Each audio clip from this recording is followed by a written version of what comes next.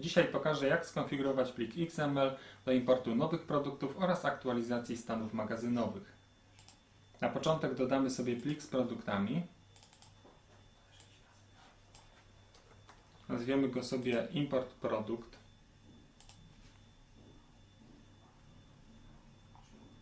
Przechodzimy do jego konfiguracji.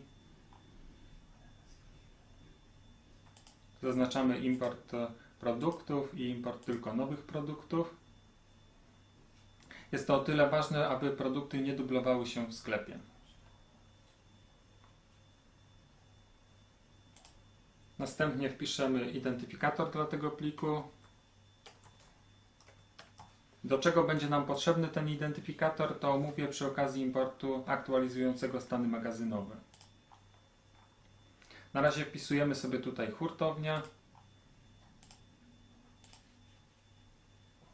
i wybieramy sobie wartość unikalną. W naszym przypadku będzie to kod produktu. Klikamy sobie dalej.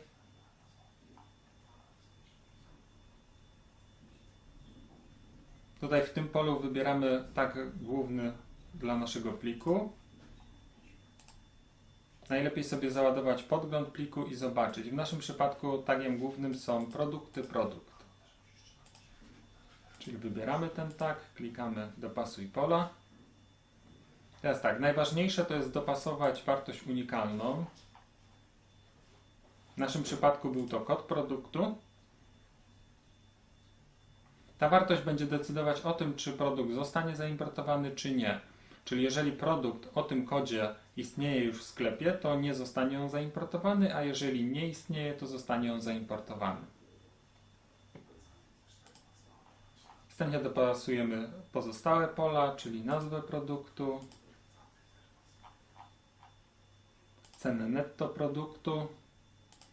Tutaj jeszcze musimy uzupełnić narzut. Jeżeli nie chcemy nakładać narzutu na cenę, to wpisujemy po prostu 1, ponieważ jest to liczba, przez którą zostanie pomnożona cena podczas importu. Następnie dopasujemy sobie jeszcze opis produktu. Tutaj mamy jeszcze kilka cech, więc możemy na przykład sobie jedną cechę dopasować.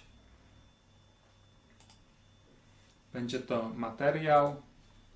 Wpisujemy nazwę dla tego pola, nazwę tej cechy, materiał.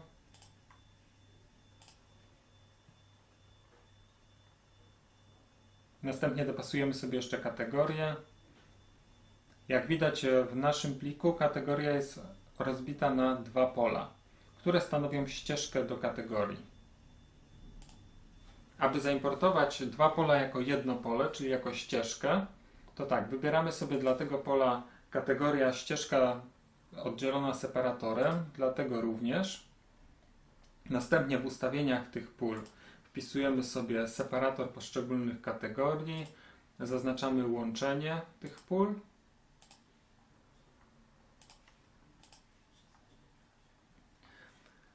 Tak. I teraz tutaj w tym drugim polu przedpisujemy właśnie tym naszym separatorem, dzięki czemu nasza ścieżka będzie rozdzielona tym właśnie znakiem.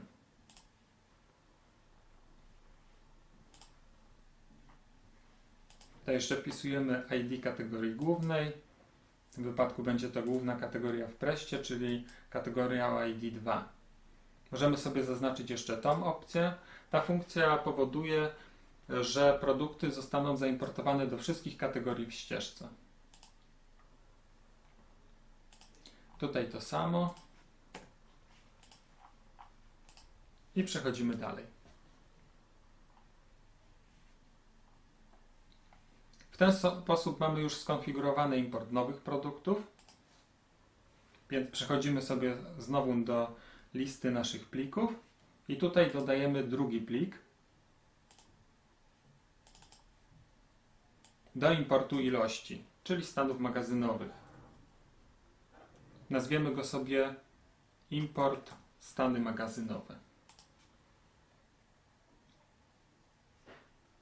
Przechodzimy do jego konfiguracji. Tutaj również jako typ danych wybieramy produkty. i wybieramy aktualizację tylko istniejących produktów w bazie danych.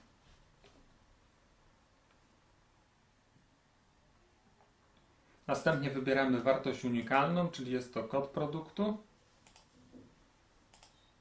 i wpisujemy identyfikator pliku, który wpisaliśmy poprzednio przy imporcie nowych produktów.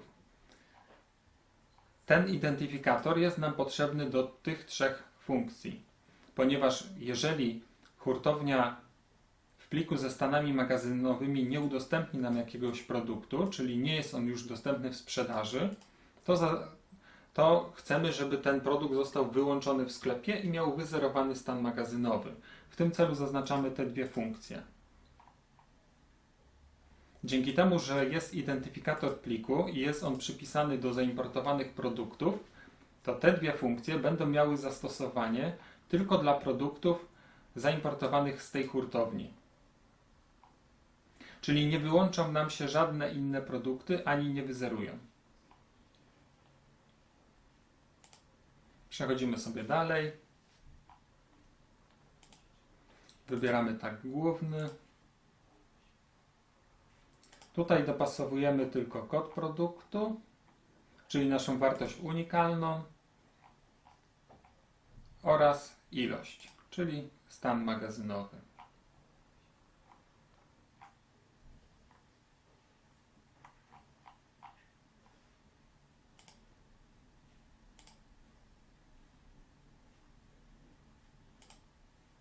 Tutaj warto jeszcze sobie zaznaczyć tą funkcję, aby automatycznie importer włączał produkty, które mają stan magazynowy w pliku większy od 0.